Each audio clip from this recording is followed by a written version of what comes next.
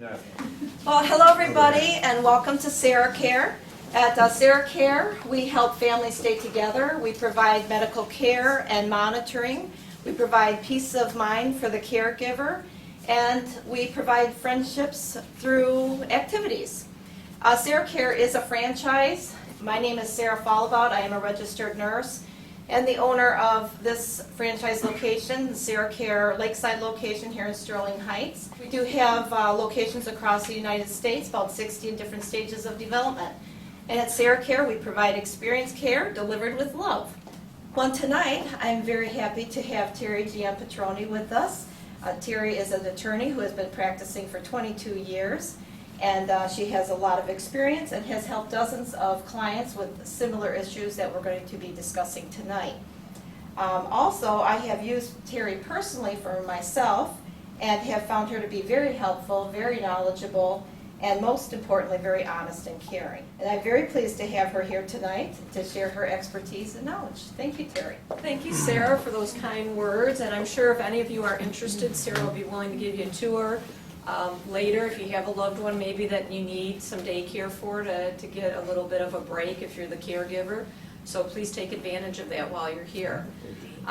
Tonight we're going to talk about some of the things that you might need in place if you're going to caregive for an elderly parent or another family member, and some things you can do proactively, as well as if we're too late into the game, some other things that are available through probate court and stuff.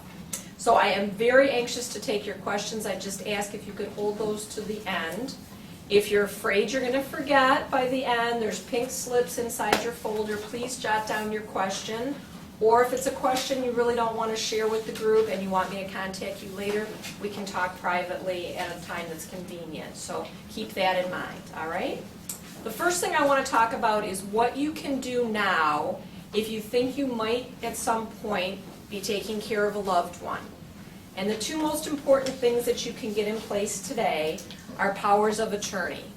I said two things you can get in place because there's two kinds of powers of attorney. There's a general power of attorney and there's a medical power, and they do two different things.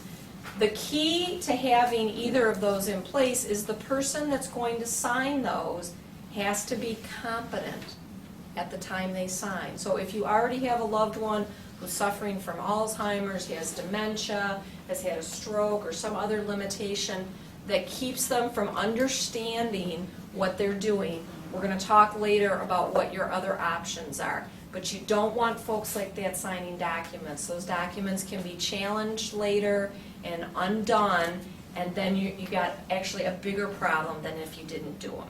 All right, so let's talk first about what does the law consider to be a competent or incompetent person. They have a very specific definition. It's mental illness, a mental deficiency, a physical illness or disability, or chronic use of drugs or alcohol. So if you think your family member fits one of those descriptions, you don't want them to sign documents. But if we haven't gotten to that point yet, then you want to consider a general power of attorney and a medical. All right, a general power of attorney is the document that would let you handle legal affairs, financial affairs, insurance issues, and basically step into that person's shoes and be like their ghostwriter. So if they're having a problem with their health insurance where a claim's denied that should have been allowed, you can be the one to make those phone calls, write those letters. If they need to transfer assets from one type of an account to a liquid account so you can pay for care. The power of attorney is the document that lets you handle those types of things. The important provisions that you should put in a power of attorney: a list of alternate people. If you only have one, there's a risk that person may be ill at the time they need to act. They may have had to move out of state for a job. They may have been transferred somewhere. They may be in the military and they got stationed in an inconvenient place to be doing this job for mom and dad. So what I always tell my clients to do, think of a batting order. If the first batter strikes out, you want another batter on deck. As many people as might be trustworthy to do the job, list them in the document. If you run out of people, that's gonna be a trip to probate court, which means it's gonna slow you down and it's gonna cost more money than putting it in the document up front. So think about that. If you have an old document from mom and dad and it only lists the spouse, for example, which is real common, those older documents, mom named dad, dad named mom, we know the likelihood is one of them's gonna outlive the other one, and now we're out of batters. We're gonna be going to probate court if that person's not competent to sign a new power of attorney. So think about that if you haven't already done one. Another important thing are the provisions that let you apply for Medicaid.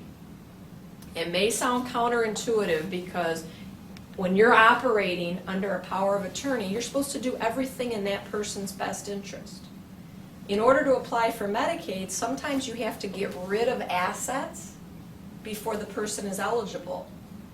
And that may seem like you are squandering that person's money or doing something that's detrimental to them. So the power of attorney needs to be clear that you can gift money, put it in irrevocable trust, that type of thing, for the bigger goal, which is to qualify them for aid. Medicaid, veterans benefits, all those are need-based. So a lot of times you have to get rid of assets to gain assets. You want that to be spelled out in the power of attorney. The third thing that's important and could cause an older document to no longer be viable are the HIPAA provisions. Those of you who have dealt with healthcare providers know they have strict guidelines about releasing your medical information. You have to sign a waiver even for them to bill your insurance company. Before they can transfer that information, you have to give them permission. So you want to make sure that if a power of attorney is older than 2004, you get it updated to include HIPAA. Otherwise, you may be making a call to a doctor's office, you may be calling a hospital, an insurance company. Anyone who's going to be involved with medical info is going to be very skittish about talking to you or corresponding with you if that power of attorney does not specifically say they can discuss medical information.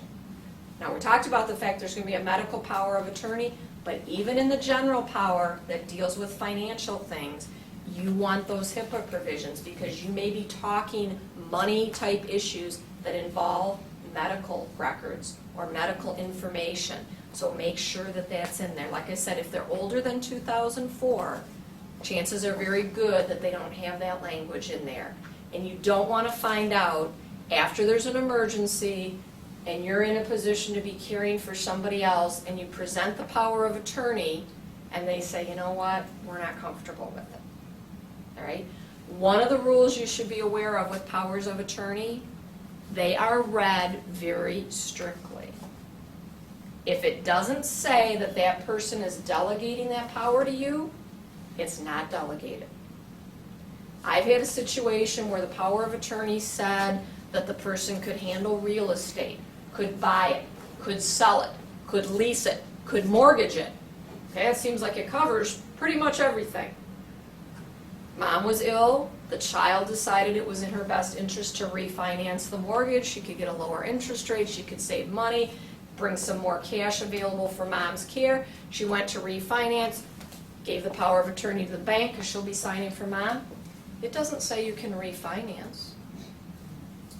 Well, what is a refinance except a paying off of one mortgage and the assumption of a new one? And the document said the person could mortgage the property. Didn't say refinance, the bank wouldn't accept it. And whoever's accepting it is the judge. If they're not comfortable with it, they don't have to allow you to use it on behalf of that person. Their standard response is go to probate court, be appointed conservator, and then you can do whatever you want because you'll have a court order that you can hand us. We can put it in our file. We're protected. We feel comfortable. Life goes on.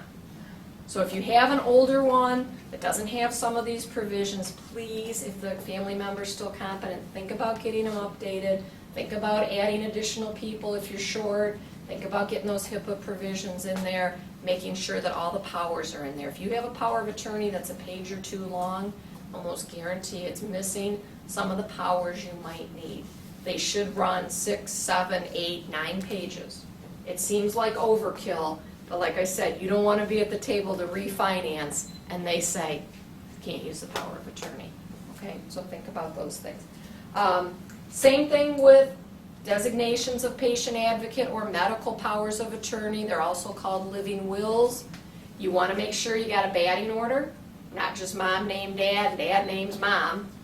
You want to make sure they're done since '04, so they have the HIPAA provisions. Healthcare providers, that's who you're going to be dealing with. Hospitals, doctors, they're going to be very picky if that's not in there. And the pat response is, go to probate and be appointed. Then we're safe. Well, in an emergency, you don't have time to go to probate and give everybody 21 days notice and have all kinds of hearings and that type of thing. All right, so think about those if they're old and there's still time, getting those up to date. The advantage of doing that is much cheaper than going to probate, much quicker. You can get a parent or a grandparent or aunt, uncle, loved one in very quickly to do those. Probate court has time limits that you have to follow. It's going to take at least a month to get somebody appointed. So you want to do documents versus probate if you can. It usually is the quicker, easier way to go. The other thing you should think about, or your loved one should, is selecting the right person. We're going to talk a minute in probate about the pecking order that the probate court has, where like all the kids are equal.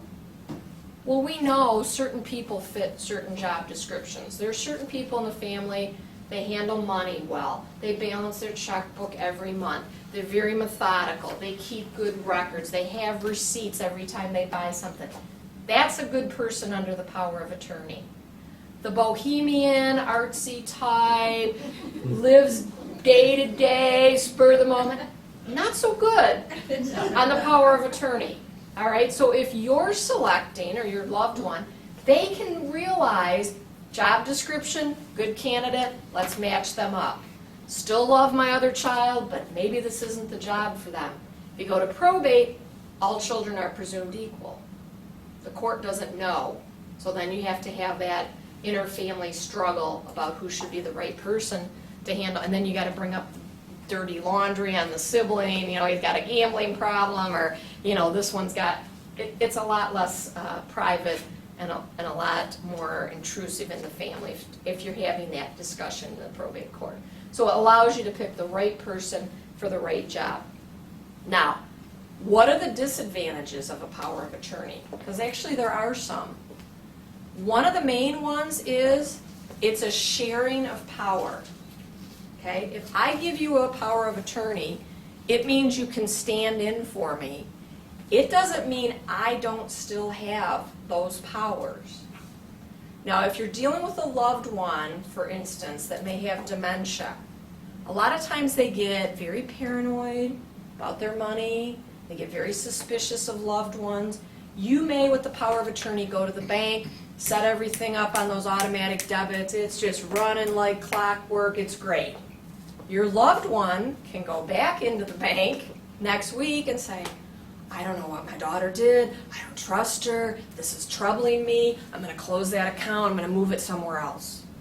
You're sharing power, and if it's a person whose capabilities are declining, that sharing can be a lot of friction.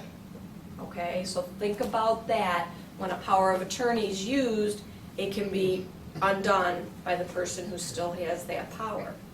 All right? The other disadvantage can come in, especially with older powers of attorney again. A lot of them were what were called springing powers, which meant the person wanted to ride the fence. They wanted the best of both worlds. They wanted to say, you know what? While I'm still competent, I have all the power. If I become disabled, then you can have the power. And they have triggering events in there. Like 2 doctors' letters say I'm disabled, so you have to take those with the power of attorney before it springs into effect and gives the power to someone else. Banks, insurance companies, stock brokers have become very uncomfortable playing judge and jury. When they see a power of attorney that springs into effect upon a disability and 2 doctors' letters, they get very concerned. How do they know this doctor really saw this patient? How do they know this isn't the loved one's spouse who just said mom's incompetent so that daughter can get to mom's money. How do they know that the other kids are even aware this is going on? They don't like those springing powers. They will almost always say, go to probate court and be named conservator. So a lot of times families think they have a power of attorney. It's just in the drawer getting dusty. When mom's disabled, then we'll use it. The disability occurs, they pull it out to go use it, and that's when they start getting the bad news from banks and insurance companies who are very nervous and don't want to accept those. They want the probate court to have had a hearing, notified all the kids, given everyone a chance to object, and then a court order is issued, and the bank can rely on that. They've got the court's power behind it. All right, so if you have a loved one with an old power of attorney, please pull it out now and check. And if it talks about coming into effect when there's a disability, you may want to consider redoing if mom or dad is still competent. Okay? Just a little digression here. If you do have a power of attorney that's in some way defective, and maybe mom or dad cannot sign a new one because they don't have the competence that we talked about before, please do not fill that gap by putting a child's name on all their assets. That is a whole nother hour-long seminar about the negative consequences that can occur when one child becomes co-owner of an asset. They are an owner at that point. Granted, you don't have to go to probate, you save that trip. However, that child is an owner. I've seen those assets end up in the child's bankruptcy. I've seen the assets end up in the child's divorce proceeding. I've seen creditors try to get at those assets when the child is a debt. The child does not have to share that asset with his siblings. If something happens to mom and dad, it's not part of the will, it's not part of the trust. You can create very expensive tax problems, capital gains tax. So please, enough said on that. I'm not going to go into a whole other seminar. If you think this power of attorney you might have is deficient, do not fill the void by just adding a child's name on all the assets. That's another Pandora's box, okay? So think about that if that's going to be an issue. I guess the final thing I want to leave you with on powers of attorney, really, no one is too young to have one. I have parents come in and say, you know what, now that my kid's off at school, if something were to happen, I'd want to be the one handling his affairs. Can you do a power of attorney? A few years ago at Christmas time, we all saw the Terry Schiavo case on national TV. This was a young woman who probably defied the odds by becoming disabled at such a young age, but did not have a medical power of attorney. Her husband said she would want the plug pulled. Her family said she absolutely would not. There's a deadlock. What's the fallback? Go to court and have the judge decide. And we saw how horrible that was for that poor family because that lady was so young, he hadn't even given a thought to estate planning yet. So really, if you're going to do something for your parents, you might want to think about, am I protected if something happens to me? Can my kids do those chores, run interference, make those medical decisions for me?